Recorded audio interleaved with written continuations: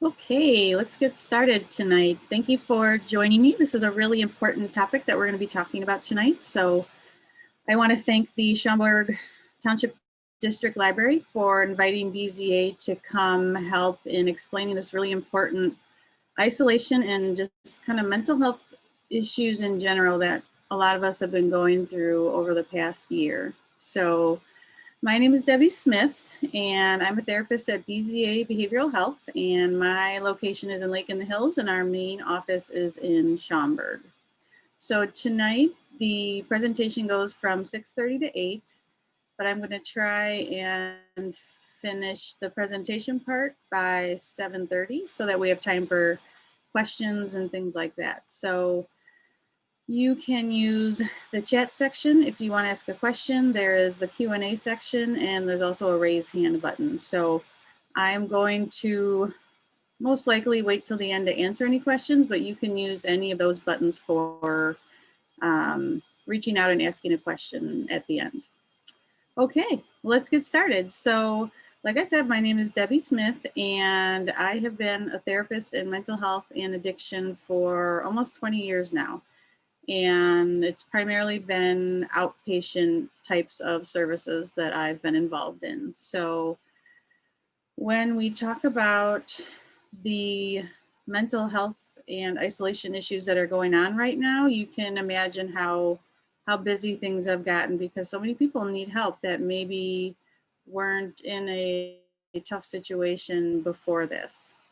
So I want to let you know that I'm married. I have 3 kids. I have twin 15-year-old daughters, and I have an 11-year-old daughter. And the types of things I'm going to be talking to you about tonight, I talk to my kids about all the time. I know I need to use these skills, and most of the people I've worked with over the past year, this is exactly what we're talking about because, you know, we can bring it up in an appointment and we know that it's important, but the consistency of me being able to check in on the types of things we're going to talk about tonight is really important. So when it comes to dealing with our emotions during this pandemic, in my opinion, we've kind of gone through different phases, and that's based on the people I've seen over the past year and my own family. So my daughter likes to remind me that their last day of school was Friday the 13th in March. So yes, I think we're at 9 or 10 months now. So what I've seen through my work and my kids, everything like that, you know, when it started in the spring and there was a few weeks where it was like, oh, this won't be so bad. And, you know, I don't think everybody was necessarily worried as much as that's changed over the past year.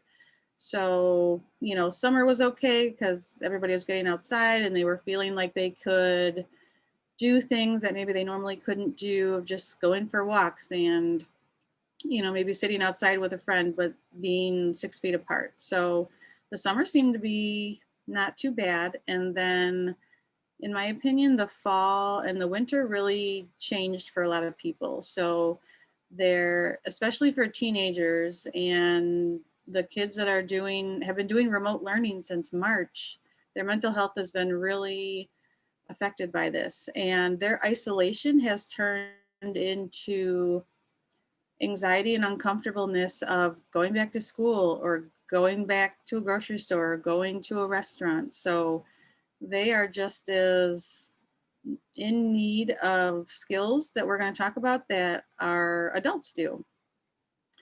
So we've learned over the past year that staying home really affects someone's depression and their worrying thoughts. So not only the pandemic that we've been going through, but every other thing in the news that has caused stress for people, it's just been piling on top of us. So if we're not taking care of ourselves, we are going to really suffer from that.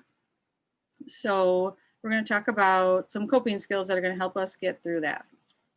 And the other thing I'm going to talk about in the end is, when do you know maybe it's time to get some professional help like a therapist? Okay. Okay, so there's a difference between knowing what we should do and being willing to try it. And not only being willing to try it, willing to do it on a regular basis. So, for example, and I think probably everybody can relate to this, I logically know that if I were to exercise, let's say at least 3 times a week, that would really help my mental health and my stress level. So logically, I know that. But then I get those other thoughts that are like, well, I don't feel like doing that. And this is the winner. This is the one that usually wins in our decision making. So that's the first thing that can be helpful to notice is, are you making your choices based on what's the logical, rational choice, or are you making your decisions on what you feel like doing? So a lot of us, we make our decisions based on what we feel like doing. If we don't feel like doing it, it can be hard to push ourselves to try new things like we're going to talk about tonight. So the first thing I want to talk to you about, if you haven't already been trying to do this, is how you can stay connected with other people through Zoom or Skype or Google. And I think we all know that those are options. But again, it's that, are we willing to make that effort to like schedule a weekly Zoom with a couple of friends? And it doesn't matter what we talk about or what we do, but that it's always scheduled. So like, for example, for me, I have a handful of friends that we have decided every Thursday at 6:30, we have a recurring Zoom meeting, and whoever can make it is able to jump on, and we talk about whatever we want, usually just the stress that we have in our lives. But if that was not scheduled every week, there's no way that I would continue doing it because I don't have it as like something scheduled going on. So maybe we were better about that in the beginning, but this is something now that is going to be so important for however many months that we continue to be in this pandemic. The other thing that I've done a lot of is sharing my screen with whoever I'm talking to. So a way to just play a game together. So on Zoom, and I think all the other platforms, you can share your screen. So something that I do that is fun that you can do over Zoom or also with the people in your house is go on YouTube and look for trivia games. So you can make it more specific. You can say Disney trivia or sports trivia or animal trivia. It doesn't matter. You will find tons of videos that are trivia, and it'll do like a countdown for each question. It's just a fun, different thing to do. So that's an idea that if you're willing to try something different, either with someone at home or somebody on a Zoom call, it's really fun to do something different like that. So finding ways to stay connected, even if we don't feel like doing it. So the longer we stay isolated, the harder it's getting to just reach out, say hi to someone, talk to someone, send a text. In my opinion, so much of it is about like scheduling it in your phone, typing out a text to a friend like, hey, I hope you're having a good day. I was just thinking about you. So like if I were to get a text like that out of the blue, that would make me feel so good. And I would reply back to that person like, thank you so much. You're so caring and thoughtful. And then that person then feels the good emotions from it too. So it's just some small things that you can do to stay connected and help give yourself some better emotions. So not only has there been the isolation, there's depression, there's sadness, there's so many different things going on that if we can make some small changes, it can make a big difference for us, okay? So the next important thing is, what are we doing with our self-care? And many of the things I'm going to be talking to you about tonight is going to seem like common sense, but do we actually do it? A lot of times we don't, and we're not paying attention to it. So I want you to think about that as we go through these different sections of this presentation. Yes, I know that that's important, but am I actually doing it? Am I making that extra effort when I don't feel like it to try these things? So I'm going to share my screen with you guys, and I'm going to show you one of the worksheets that I use. The program that I teach at BZA is called DBT, Dialectical Behavior Therapy. So this is one of the handouts that we use. In my opinion, the nice thing about getting services during this time that we're on video is I feel like it's less intimidating for people to start trying it versus going in person to a building they've never been to, talking to someone they've never met before. So I do several groups, and since March, we've been doing them on Zoom. So I share my screen all the time to try and help teach teens and adults these different skills. So let me grab this real quick. Okay. So this is from the curriculum that I use for the teenagers, but honestly, it's the same skills for adults, but they're just, the worksheets look a little different. Maybe they're a little more playful for the teen people. So on this worksheet, I'm going to talk to you about the part at the bottom that says please. So if you've ever learned anything about DBT, they love acronyms for some reason. So this one is called please. So treating physical illness. When you are in pain or when you are not feeling good, your emotions are not typically going to be very good.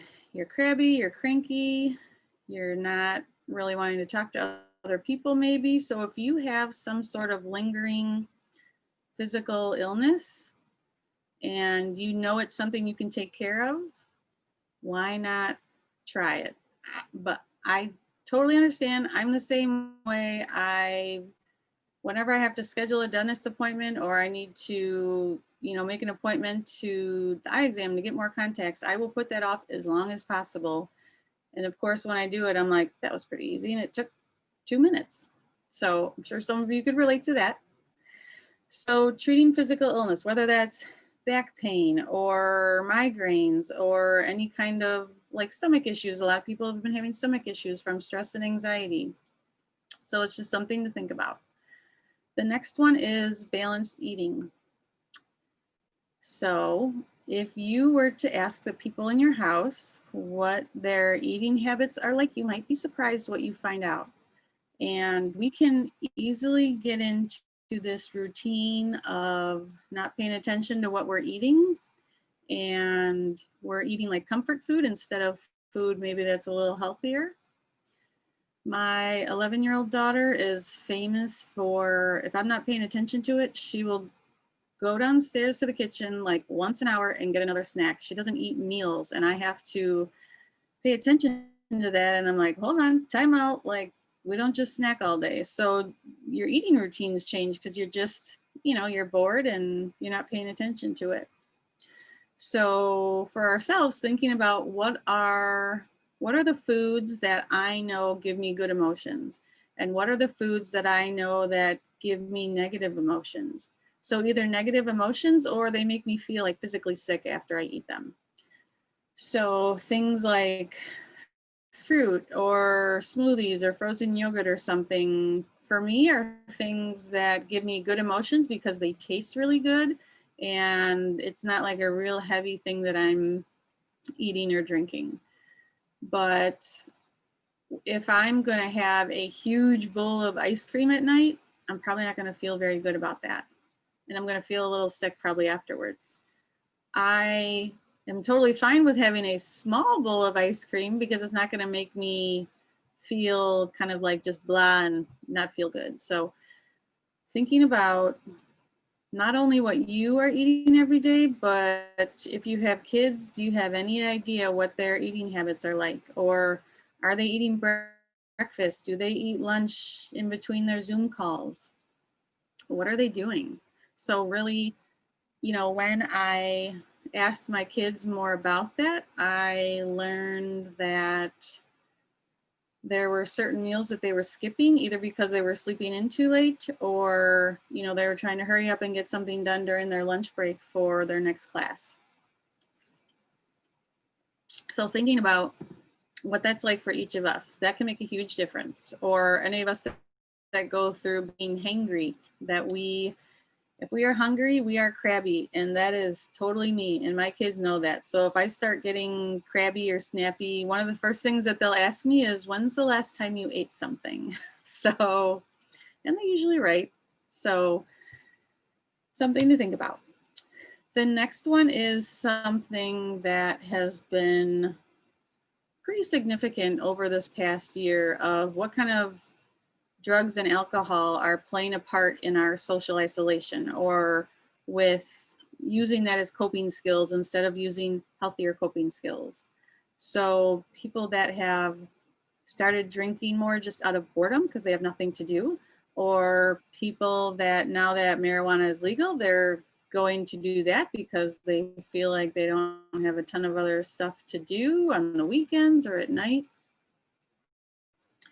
But those things can quickly become addictions before you're even noticing them. It's usually somebody else that notices it, that it's becoming a problem. So checking in with yourself and thinking about, okay, how often am I drinking alcohol, let's say in a week? And if you smoke cigarettes, how many cigarettes are you smoking in a day? And really, when we take better care of ourselves in that area, you will feel so much better. But when you are using drugs and alcohol to cope with either stress, emotions, or boredom, you have to replace it with something else. You can't just, in my opinion, just stop drinking and just assume that that chunk of time at night is going to be just easy to get through when that's been your routine. Balanced sleep. If you've ever heard of sleep hygiene, this is really important. So another thing, checking in for yourself, talking to the people in your family, how much sleep are they getting at night? Not only that, what time are they turning off electronics? What time are they falling asleep? Are they leaving the TV on? Are they waking up in the middle of the night and they can't fall asleep, so they're going back on their phones? Or going to get something to eat in the middle of the night because they can't fall back asleep? So if you experience something like this, or you know someone that does, I would encourage you to look up more about sleep hygiene. So it's things like, don't drink caffeine past, like 3 p.m. Another important one is, if you wake up in the middle of the night and it's been more than 20 minutes, you need to get up and get out of bed and go in a different room, because your brain needs a change in, the temperature, the comfort level, the lighting, all those things. So I've had to do that quite a bit over the years, and it does work. So I can sit in bed and just think, for 2 hours, or I can kind of check the time. And if it's been more than 20 or 30 minutes, I know I have to get out of bed and I have to go in a different room. Once you leave that room and go somewhere else for at least, I'd say 15 or 20 minutes, go back into your bed and you'll have an easier time falling asleep. The other thing, if you have like a spare room in your house, you can go into that bedroom instead, because that'll be usually a different temperature and the sheets feel different, and it'll be easier to fall asleep usually in that way. So you also knowing for yourself, what is the number of hours of sleep that I need to not only function, but have good emotions also. And that changes throughout our life. So for each of us, if we can figure out and we know what that is, it'll be really helpful. So the next thing, like I mentioned earlier, is exercise. It doesn't mean you have to get a gym membership and go every day. It means, can you go for some brisk walks for maybe 10 minutes? Do you have any like little exercise gadgets at home that you can do 10 or 15 minutes? Just something to start off doing something, because exercise is always going to give you better emotions and help you feel better about yourself. Okay. So something else that was on that worksheet, it was a little higher up. It is called building mastery. So that means, what kind of hobbies do you have? Or what kind of things are you interested in trying to start doing? So when you build mastery, it means it is helping you feel good about yourself, that you have this sense of accomplishment, or you have this sense of working towards something. So it doesn't have to be anything major. I tell my clients all the time that I use coloring as how I build mastery, how I use this coping skill. So coloring for me gives me a sense of completing something. I enjoy seeing what it looks like, and that's it. When it's done, I flip the page, and if I feel like doing another one, I will. So I usually I buy on Amazon mandala workbooks, but you can also Google that and you can get a ton of different free ones that you can print at home. The other kind of coloring book that's really good is finding one that each page has a different like positive affirmation on it. So one of my clients that I believe she's 10, she might be 11. Her dad bought her one of these coloring books of these positive affirmations, and she loves them so much. After she colors them, she pulls them out and she tapes them to her wall. So, and she'll do like 3 or 4 a day because she just loves seeing them, and she loves seeing that finished product. So being able to find out for yourself, what is that hobby or that skill? And somebody just wrote in the chat section that they use playing chess as building mastery. That's a perfect example. So a lot of times there's something that we used to do that maybe we haven't done in a long time, that we're more willing to do something like that than just start from scratch. So my goal, I need to put a time frame on it. I'm going to say by the end of February. I have decided that I want to build mastery by learning to play the ukulele. I don't even know how I picked it. I think back when we were in person, I had a group member that brought one in, and I just love the sound of it. So I haven't bought it yet. It's in my saved things I want in Amazon. So it's sitting there, and I know I just have to pull the trigger and buy it, and then I can start. So even for, counselors and therapists like us, it doesn't mean that we're doing all of these things all the time and we do them perfectly. We are human. We have kids. We have, similar stressors to what anybody else would go through. So am I procrastinating on buying it? Yes. But I just told all of you that I'm going to do it I'm going to buy it by the end of February. So just knocked on wood also. Okay. Let's see. Yeah, so that can be a really helpful skill to give you some more self-confidence, but also a good distraction, and it gives you good emotions. It works really well. Okay. The next thing I want to talk to you about is the skill or the idea of learning how to just be in the present, just staying in today and not worrying about the future and not thinking about the past, but just staying in the moment today. So that is commonly called mindfulness. So that is something I also teach in the groups that I run. So mindfulness is about, one way of thinking about it is how to use your 5 senses to stay grounded and stay in the moment. So it works really well when you truly can do it in any situation, because nobody's going to know that you're doing it. Sometimes when we use coping skills, we feel like we can't use them because, somebody's going to see it, or somebody might make fun of us, or, we don't want other people maybe to know what we're going through right now. So thinking about how you can use your 5 senses to bring yourself back to today when your mind is just racing and you're worried and you don't know what's going to happen. You got to cut it off and come back to today. So an example of that, and you can do it yourselves right now too, is using your 5 senses to describe anything in the room that you're in right now. So for me, I would say, like, for example, I see some yellow sticky notes. I see a gray computer. I see a black cell phone. I see a bottle of water over there. I see some black shoes. I see the curtains in front of me. They're kind of like a tan color. So that's one of my senses. And then what do I smell? Do I smell anything particular?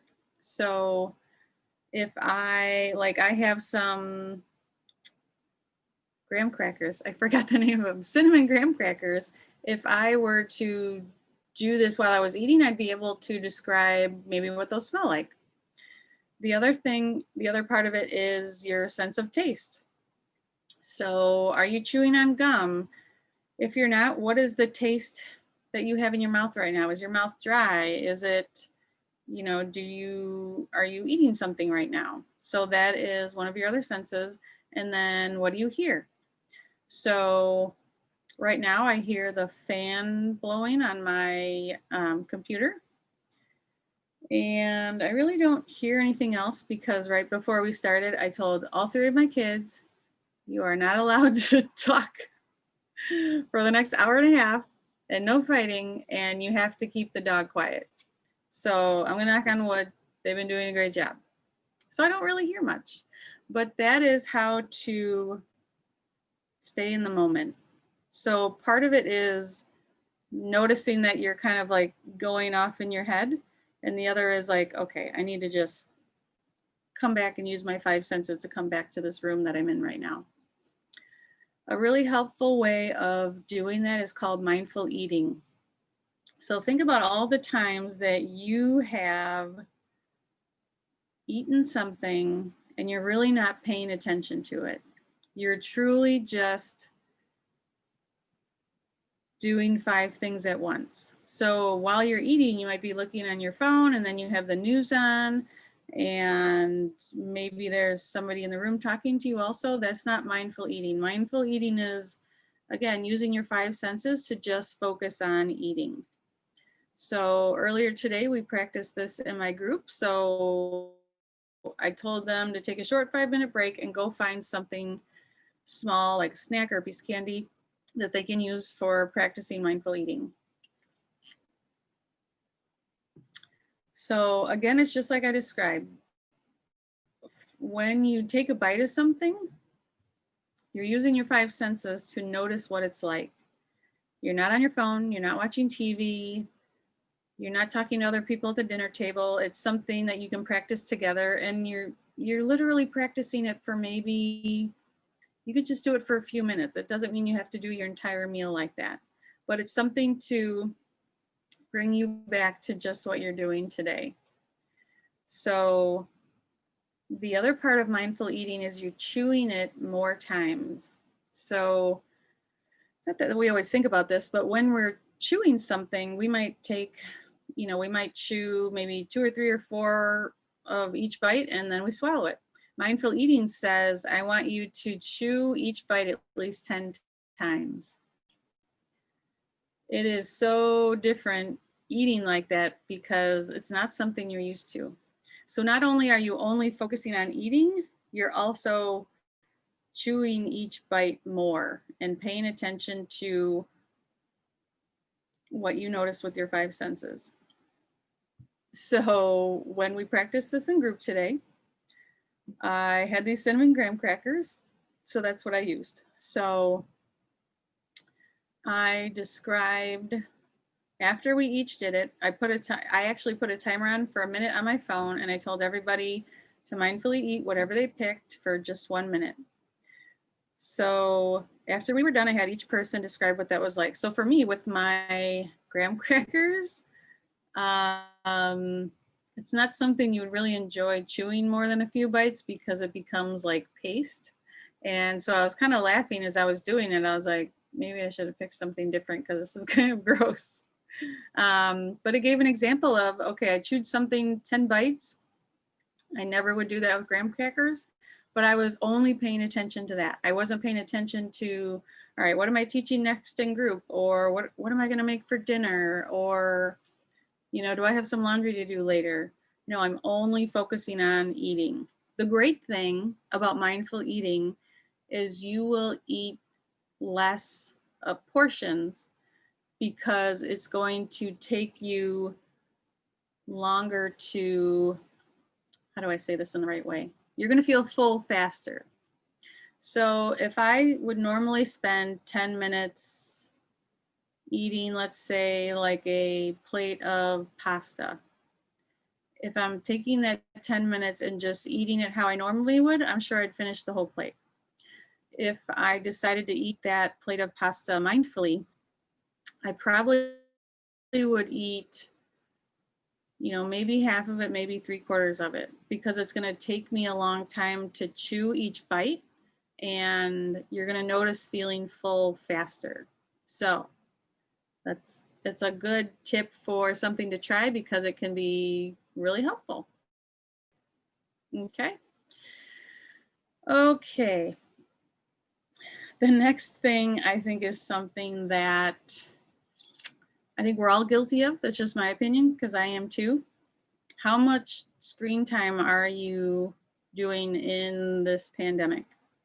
So, and I don't know if you have on your phones, it'll, like on the iPhones, it'll tell you at the end of the day how many hours of screen time you had. So that could be a little tough to see sometimes.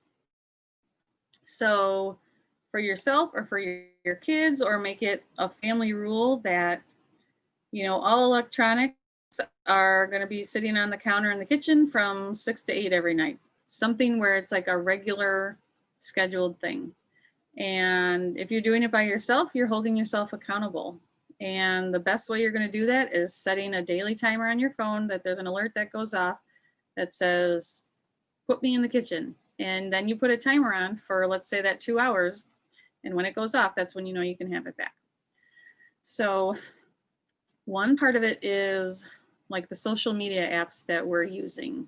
And I don't know about you guys, but if you have a TikTok account, you can get sucked into that for a long time. But the other part of that is how much news are you watching? Because especially now, if you're watching a lot of news, it's very depressing. And, I feel like there was a point of time, maybe over the summer, I can't remember exactly, but there was a little bit of a lull in like cases that were going on. I think it was right before the summer that the corona numbers were kind of stabling out and there wasn't much else necessarily going on at that point. So there wasn't a lot of stressful things in the news, but that has definitely changed. So if you are someone that watches a lot of news, but you're also struggling with stress and depression, anxiety, quit watching it. And somebody just put in the chat, I stopped watching the news. Yeah, absolutely. I try to watch in the morning. I try to watch, like 15 or 20 minutes just so I know what's going on and I know the weather and anything like important that happened overnight. But beyond that, it's the same stories like every 15 minutes on like your local news.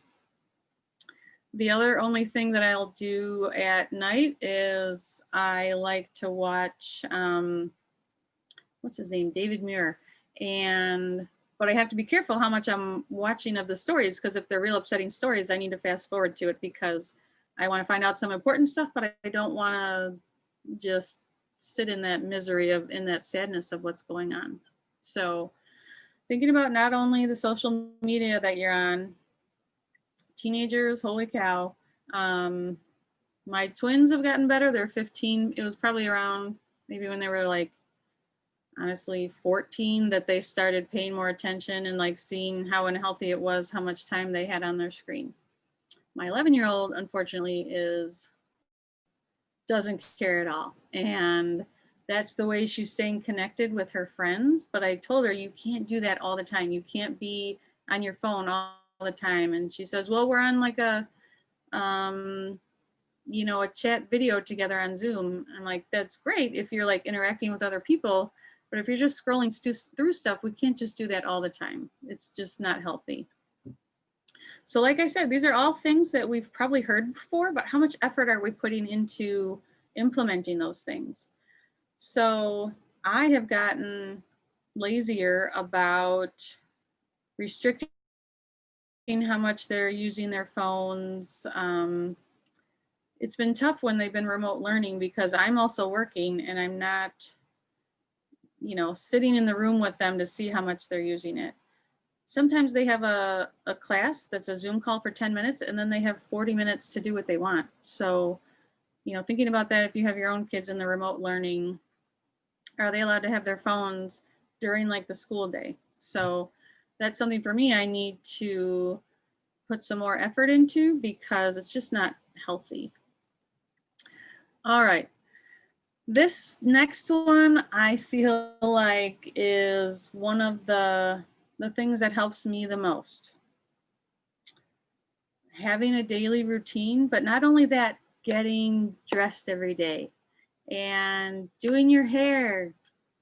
Put your makeup on like you would if you were leaving the house. The other part, putting your shoes on. When you put your shoes on, you're less likely to lay on the couch or get comfy in a chair or sneak back into bed. So when it comes to what your daily routine is, figuring out a plan ahead of time. So, and writing it down and holding yourself accountable to it. And, I don't know if you guys feel this way, but since I've been home for like a year, I haven't necessarily forced my kids to do a bunch of chores because like I'm here more too. So I'm like, I'll just do it real quick. But I'm really not helping them if that's what I'm doing and just doing it for them. So having your daily routine. And I totally understand that if you're working from home, you might be professional from the waist up and you might have pajamas and slippers on from the bottom. So for me, I try to give myself at least 2 days where my entire outfit is like I'm going to work and I have my shoes on and I have, jeans on or something that's not like sweatpants or yoga pants or something that's, not too comfortable.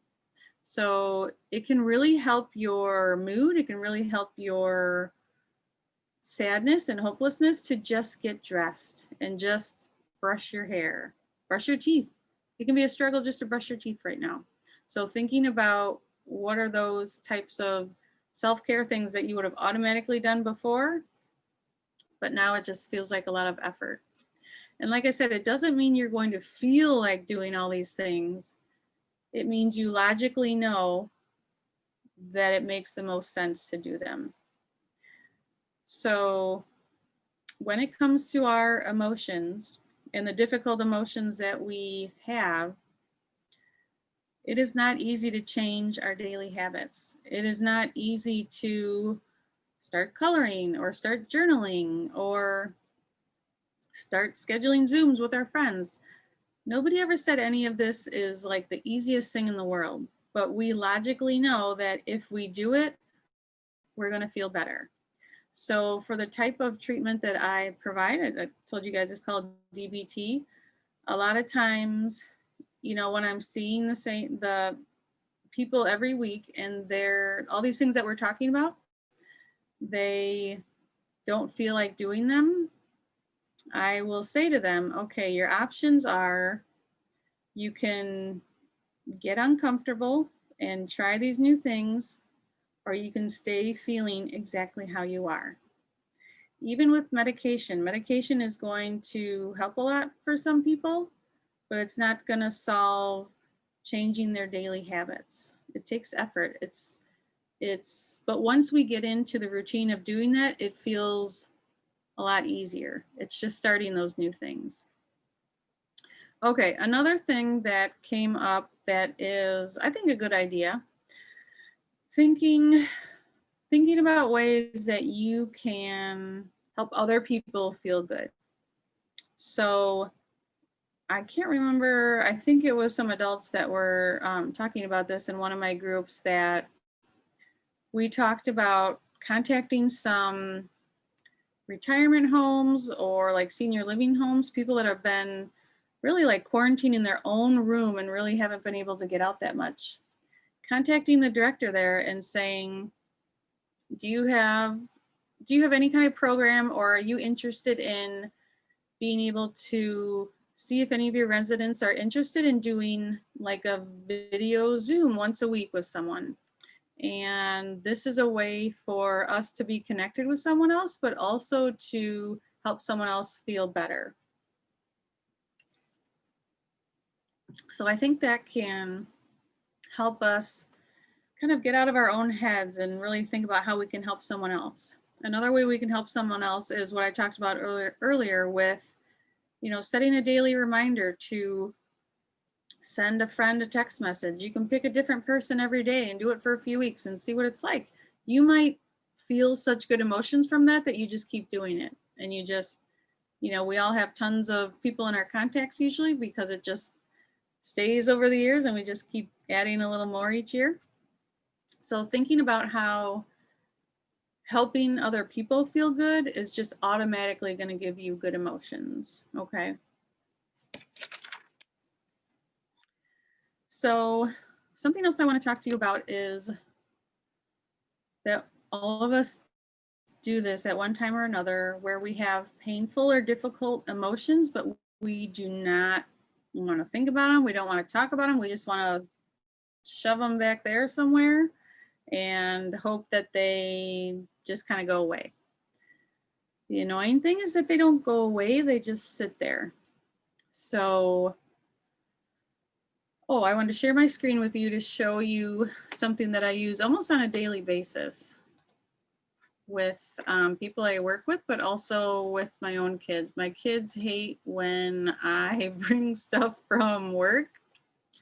One of my teenagers said the other day, I can't remember what I said to her, but she said, I don't want to talk to therapist, Debbie. I want to talk to the mother. And I said, well, I'm the same person, so sorry, I can't help it.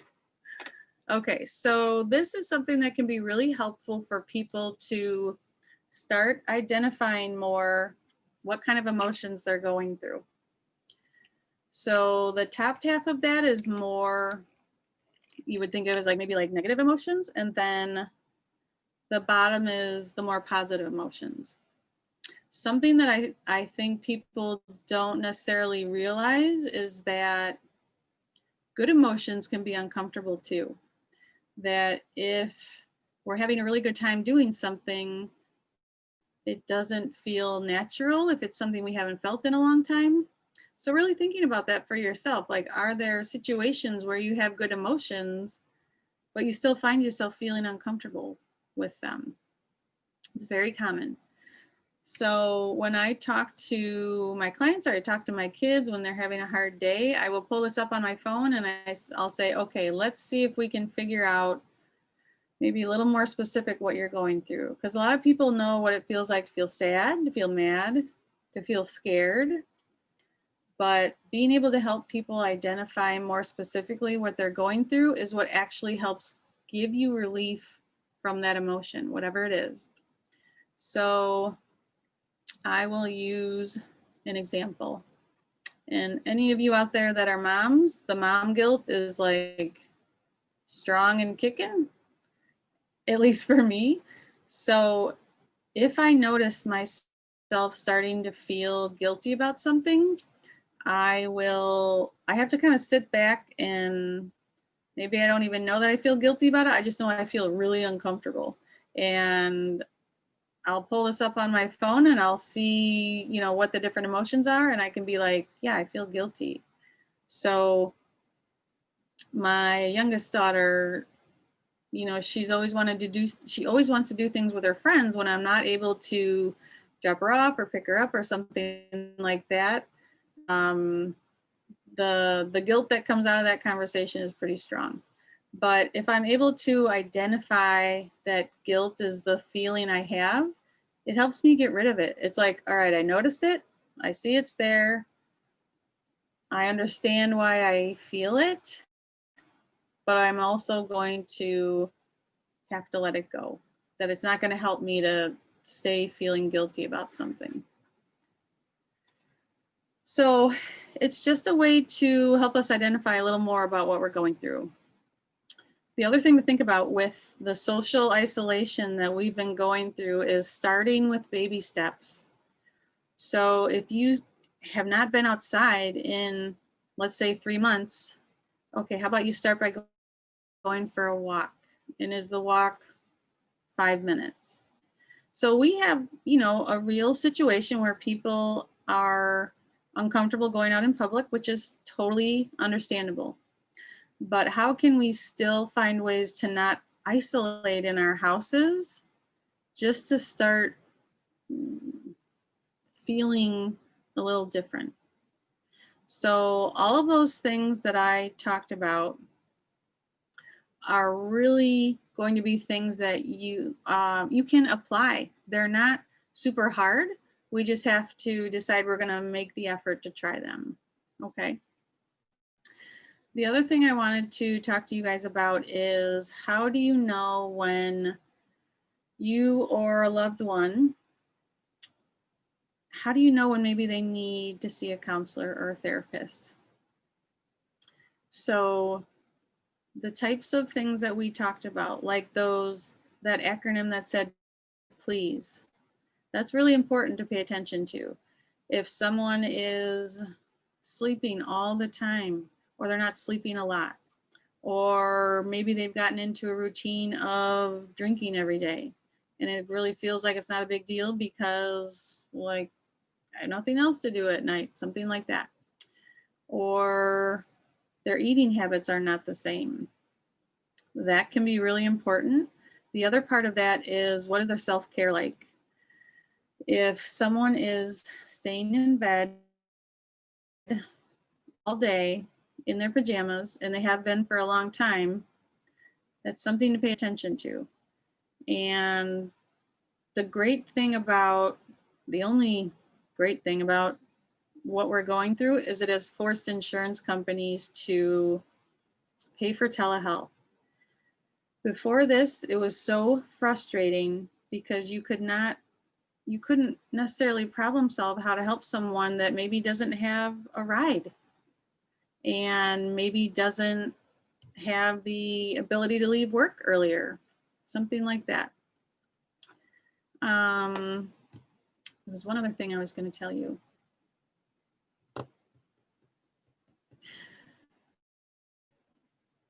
When you can tell someone, like, I think you need to see a counselor, you can do it on your phone, you can do it in your bedroom, it doesn't matter. They're much more willing to try it, in my opinion, than to resist it. So something to think about. Okay, I'm going to go to anybody that has their hand raised. Let's see. The first one says Addie. Do you want to unmute and ask your question?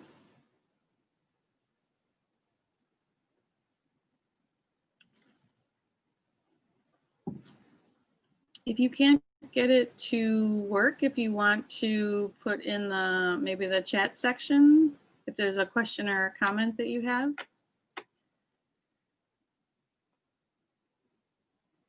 All right, and then there's another hand up. It says Pat. Pat, are you there? Do you want to unmute?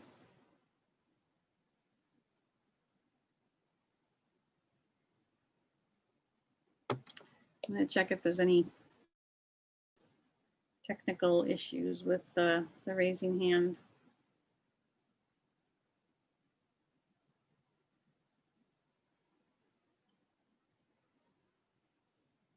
Okay. Because I think the hand raise, I just can unmute you guys. Or I mean, I can like allow talking from your screen. We'll see. All right, I'm going to go to the chat section here. So the first question was from when we started, maybe about a half hour ago. It says, I have tried to talk more and walk outside even during the winter. I think that's great. And if you would agree that doing those things has, it helps your stress level, and it also gives you other things to look at and to see. And something that can be really helpful is something called a mindfulness walk. So I talked about like mindful eating and all that type of stuff. If you go for a short walk, something that can be a great distraction is doing, it's called Mindfulness Alphabet. So you're outside and you're going to go in order for every letter of the alphabet as you're walking, whether you say it out loud or just say it in your head. And you're going to find one thing that starts with each letter, and it can be any of your 5 senses. So that is a way to help you stay more like in the moment, because sometimes like when I take a walk, I'm thinking about like a million different things. But taking a walk mindfully, either just doing your 5 senses or doing that alphabet, it can be really helpful. And even if you don't want to even go for a walk, go sit outside, get, a piece of paper and a pen if you want, write A through Z on there and just look around, and what you hear, what you smell, it can be a great distraction and bring you back to the present. At 6:40, someone wrote, what groups? I think you mean maybe what groups do I teach? If not, if you want to type more in here. I teach, they're called Dbt Groups. So they are for people that struggle with really intense emotions, and they can go from like 0 to 100 really quickly with their emotions, and it takes them a long time to calm back down. So that is, there's a teenage group, like high school age, and then also I do an adult group also. Let's see. Oh, good. And somebody said they stopped watching the news in March because it's too stressful. Good. If there's a way to get your the news that you want to get without actually watching an entire news show, that's great. Another question says, having a hard time filling the time after school is done. He's done by 12, and I work outside the house. He's 14. I hear ya. So I think that's one of the probably the bigger barriers of remote learning is how do we control what they're doing when they're not in school, and where are they doing school? That's another thing that I didn't talk about, but if your kids are doing school in bed under the covers, not super healthy. But I have to kick my youngest daughter out of bed all the time and tell her she can't do school in bed. I guess it depends. One thing is, I don't know if you have any kind of like, I don't think it's called security rights, but something that you can decide like the hours that he's able to use certain apps or things like that. Or if he's always playing video games, taking the controllers with you to work or taking the box with you to work. So when it comes to video games, things that you can take with you so they're not going to be able to use it until you get back home. The other thing is when we take away the thing that they're like obsessed with using all the time, like video games or phones, it starts to force them to think of other things to do, or at least it does for my kids, because they would rather, paint their nails than be bored staring at the wall, something like that. So sometimes it forces them to get into something different. The other thing to think about is, when you are home with him, you said he's 14, what kinds of things are going on while you're both home or while you're all home?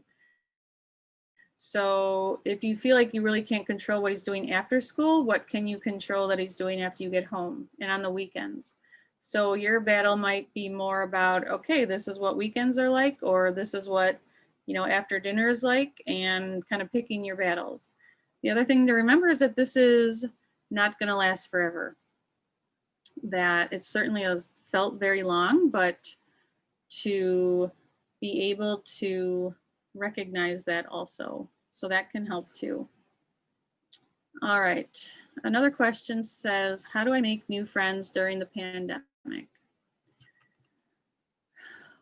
One thing that it depends on what your comfort level is with leaving your house, but I have several clients that go once a week to like volunteer at a animal shelter or something like that. So they're not necessarily around a ton of people, but they're around some other people. So that can help get some contact with other people. The other thing is, I think you have to kind of be careful with it, but are there, when you think about your social, like Facebook, like are there certain groups that are specific to like the town you live in, that you're part of that Facebook group and you're kind of learning more about those other people? Or for, like our church is just doing the like Zoom on Sundays, but I think they're also doing a few things in person. So, but also, is there other people in your life that you can try and brainstorm with that maybe they know more about like the area that you live in, something like that? Other than that, if you do have maybe one or two people you can reach out to, trying to do that on a more regular basis can be helpful to get more connected. Let's see. How do you cope with loneliness and sadness is the last question on here. The things that we talked about tonight, I would encourage you to try some of them. Okay, so let me look back at the beginning of my notes here.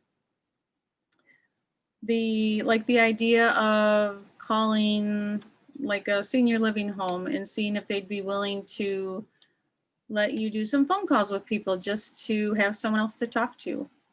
The sadness, thinking about that part that I was talking about, where what are things that you can do that can give you good emotions? When you're lonely and sad, I understand that it's very hard to force yourself to do the things that I was going through tonight. But if you're willing to try, even just try one, like try one thing that I talked about, try it for 5 or 10 minutes. So just because I went through all these things tonight doesn't mean that you're going to do every single one of them starting tomorrow. It's just being willing to try something different. So when I went through like what are things that you do that can give you good emotions, or when you go for a walk, is there anybody else you see while you're out there? Or are there any like dog parks around? Just maybe you don't even have a dog, it doesn't matter, that you can just go and see other people and see the dogs, things like that. So just being willing to try something different. I would say that's more of the overall theme of this, how to help yourself with the social isolation and the getting kind of back into life, is just trying something different and trying something small. So I don't expect anyone to wake up tomorrow and call everybody that they know to connect with them.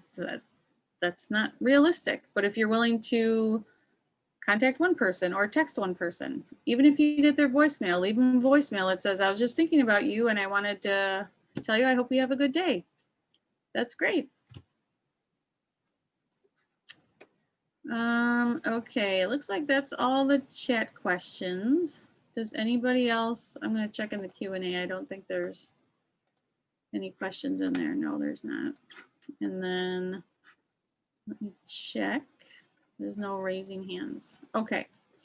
So this is the conclusion to the presentation, and I really appreciate you guys being willing to spend your time tonight learning some different ways to help with your isolation and everything we've been going through for the past 9 or 10 months. Okay, so there's some different ways that we can take better care of ourselves. We just got to try a little at a time. Okay, so have a great night and take care.